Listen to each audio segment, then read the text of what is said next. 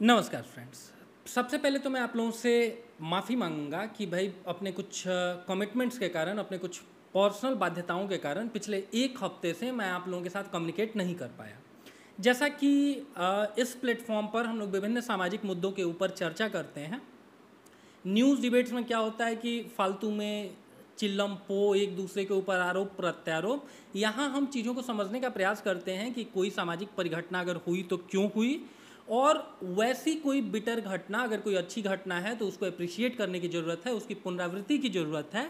लेकिन अगर कोई बिटर घटना हो रही है तो उस घटना से हम लोग क्या सीख सकते हैं ताकि उसकी पुनरावृत्ति निकट भविष्य में ना हो। और कहते हैं ना कि भाई अगर कोई इवेंट घट रहा है जिसके ऊपर तमाम लोग अपनी अपनी बात रख रहे हैं, इस सोशल मीडिया के ज़माने में हर किसी को चार चार मुंह मिल रखे हैं। एक मुंह यूट्यूब है, दूसरा आपको फेसबुक है और तमाम सोशल मीडिया के प्लेटफॉर्म है। तो उसमें क्या होता है कि तर्कों से ज़्यादा कुतर्क चलते हैं। बोलते हैं ना कि जब आप तर्कों से बात करेंगे तो आपके और मेरे ज्ञान का वर्धन होगा, और जब हम लोग बेवकूफ़ी भरी बातें करने लगेंगे तो हमारे आपके मध्य क्या होगा, अज्ञानता का एक्सचेंज होगा। ऐसा ही एक मुद्दा पिछले 10-12 दिनों से भारतीय राजनीतिक पटल पर छाया रहा, विच वॉज कि इटावा में कथित तौर से एक यादव कथावाचक थे। उनकी उनके बाल काट दिए गए, कथित तौर से उनको मूत्र पीने पर मजबूर किया गया, मारा पीटा गया और जाति सूचक दुर्व्यवहार का उनको सामना करना पड़ा। इस परिघटना के ऊपर अगर हम लोग बहुत रेशनल होकर के सोचें तो पहली चीज़ कि मानवाधिकारों के दृष्टिकोण से देखिए तो ये घटना 500%, 1,00,000% निंदनीय है। कोई सा भी व्यक्ति जो भगवान का भक्त है, वो चाहे वो किसी भी जाति धर्म से आता हो, उसको पूर्ण अख्तियार है कि भाई वो कथा करे। और हम हिंदुओं में तो कहा जाता है ना भाई कि जाति न पूछो साधु की, पूछ लीजिए ज्ञान। जो नॉलेजेबल आदमी है एक्चुअली में वही कथावाचक के लिए उपयुक्त होगा, न कि किसी विशिष्ट जाति से आने वाला व्यक्ति। दूसरी फिर बात एक निकल करके आई कि भाई वो जो व्यक्ति थे कथावाचक, उनके पास बहुत सारे आधार कार्ड थे, बहुत सारे नहीं थे तो कम से कम 2 थे, और दोनों के ऊपर अलग अलग नाम लिखे हुए थे। अब अगर वास्तव में ऐसा हुआ है तो ये जांच एजेंसियों के जांच का विषय है, न कि हम आप कानून हाथ में लेने लगे और कानून हाथ में लेकर के फिर बोलें कि हाँ भाई इसको तत्काल प्रभाव से दंड देने की ज़रूरत है। अगर एक व्यक्ति के पास एक से अधिक आधार कार्ड निकलते हैं जिसमें उस व्यक्ति का नाम जो है, सो कि मान लीजिए पता वगैरह तो हो सकता है अपडेट हो ना हो, लेकिन नाम अगर 2-2 निकल करके आ रहे हैं तो उसमें कुछ संशय होता है, उसकी जांच पड़ताल होनी चाहिए। लेकिन ये काम जांच एजेंसियों का है, न कि हमारा आपका। एक और चीज़ निकल करके आई कि अगर भीड़ आपको घेर ले, उसमें भी खास तौर से महिलाएं आपके ऊपर कुछ आरोप लगाएं, तो उस व्यक्ति के लिए बच निकलना ऐसे सिनेरियो से बड़ा मुश्किल हो जाता है। उस व्यक्ति की, उन कथावाचक वाचक की जगह पर हम आप अगर अपने को एक बार रख करके देखें ना तो रूह कांप जाएगी कि अरे यार 50 लोगों ने आपको घेर करके रखा हुआ है, कोई इधर से कुछ बोल रहा है, कोई उधर से कुछ बोल रहा है। लगेगा कि भाई हमको तो मानव समझा ही नहीं जा रहा है, जानवर से बदतर व्यवहार मेरे साथ किया जा रहा है और वो भी जाति के नाम पर। तो ऐसी किसी चीज़ को भी कहीं से भी अप्रिशिएट नहीं किया जा सकता है। दूसरी इंपॉर्टेंट चीज़ जो हमको आपको समझने की ज़रूरत है वो ये कि जांच एजेंसियों का जो काम है वो उनके पास रहने दीजिए, और हम आप अगर इस तरीके के किसी भी, जैसे एक आदमी के पास बहुत सारे आधार कार्ड मिल रहे हैं तो भाई पुलिस को बताए ना कि ये व्यक्ति फर्जी आधार कार्ड के साथ मूव ऑन कर रहा है। अच्छा, इस घटना का एक दूसरा पक्ष भी हुआ। इस घटना के बाद यादव समाज उद्वेलित हुआ, उससे बहुत सारे खासतौर से यंग ब्लड के लड़के वो निकल कर के आए और उन्होंने ब्राह्मणों के लिए बहुत सारी जाति सूचक अपमानजनक बातें कही।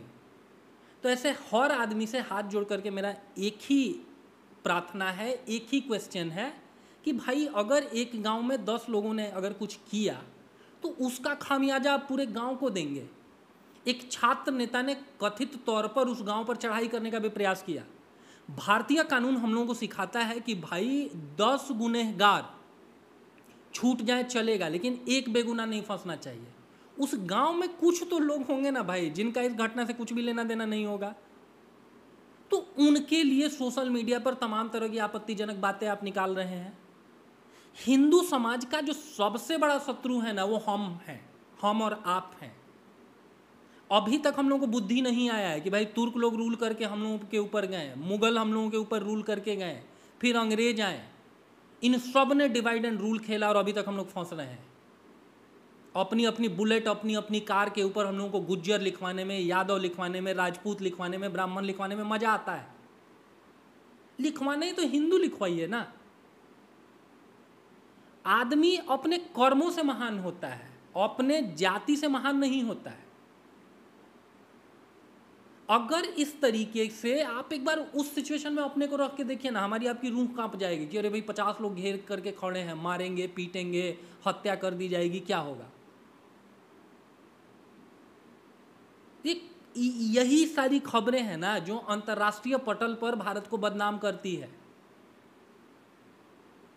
आपस में जातियों में हम लोग लड़ रहे हैं कुत्तों टाइप से, और अंग्रेज दूर 7 समंदर पार बैठ के मजे ले रहे हैं कि इन नालायकों को 200 साल हम लोगों ने ठीक किया, अपने एड़ियों के नीचे रगड़ करके रखा। इतना अगर किसी भी समाज में, किसी भी नौजवान में जोश है तो भाई अभी पाकिस्तान के साथ युद्ध लगा हुआ था ना, उसमें फ्रंट पे जाते, उसमें अपनी कारीगरी दिखाते। बिटर घटनाएं समाज में होती हैं, उनकी निंदा करिए। अगर जाति सूचक कुछ होता है तो उसकी तो घनघोर निंदा करिए। अगर कोई व्यक्ति फेक आपके सामने आईडी के साथ उपस्थित हो रहा है तो उसको पकड़िए, लेकिन उसको पुलिस को दीजिए, आप अपने हाथ में मत लीजिए।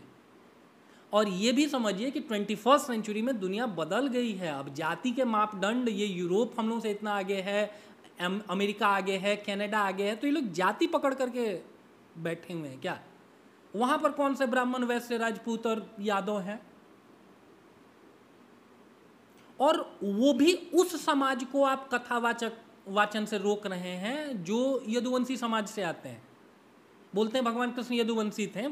इस कथन को भी मतलब हम बहुत सपोर्ट नहीं करते हैं। क्यों नहीं सपोर्ट करते हैं? मेरा मानना है कि ईश्वर जाति, धर्म, लिंग इन सारी चीज़ों से अलग है।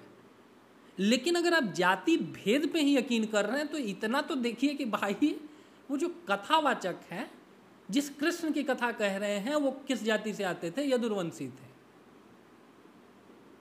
कम से कम ऐसी परिघटना से फ्यूचर में भी हम लोग सबक लें, एक दूसरे के प्रति परस्पर प्रेम और सौहार्द बढ़ाएं, तब जाकर के जो बार बार ये मतलब चिल्लम पो मची रहती है हिंदू राष्ट्र, हिंदू राष्ट्र, हिंदू राष्ट्र, तब ये होगा। नहीं तो बांग्लादेश में जैसे मार करके भगाए जा रहे हैं या तमाम जगहों से जैसे मार करके भगाए जा रहे हैं, वैसे ही भगाए जाएंगे और हम लोग आपस में कुत्तों टाइप लड़ते रहेंगे। लिख लीजिए, अगर आप यूनाइटेड होकर के नहीं रहेंगे, और ओवरऑल मतलब ये सारे लोगों की बात की जा रही है, मतलब पूरे भारतीय लोग हैं, कहाँ तो हम लोगों को एक दूसरे की मदद करनी चाहिए और कहाँ मतलब आपके गांव में किसी दूसरी जाति का आदमी आ गया, उसने जाति छुपाई नहीं छुपाई, उसको पकड़ करके आप मतलब ऐसे पीट रहे हैं। तो ये हेट्रेट से, इस द्वेष से, इस जलन से, इस ईर्ष्या से, इस दूसरे के प्रति नफरत से बचिए। और ये दोनों तरफ से होना चाहिए।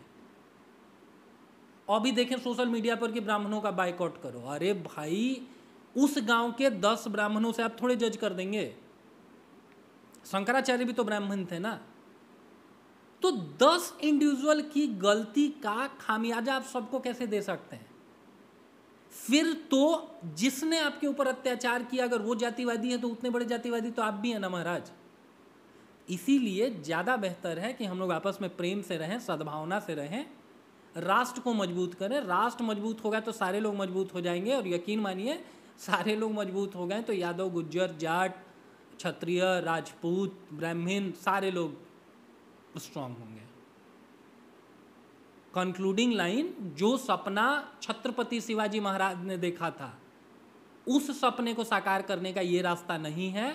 अभी से भी सुधर जाइए, नहीं तो 21st सेंचुरी में ना कहाँ काल के गर्त में भारतीय समाज आएंगे ना, हम लोगों को पता भी नहीं चलेगा। Thank you.